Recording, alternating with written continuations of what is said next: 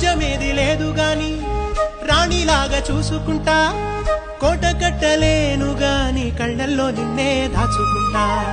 రాత ఎట్లా రాసి ఉన్నా ఆ మార్చి నీతో రాసుకుంటా స్వర్గమంటూ ఉన్నదంటే అది నీతోనే ప్రతిరోజు పంచుకుంటా నిన్ను గన్న మీ నాన్నకన్నా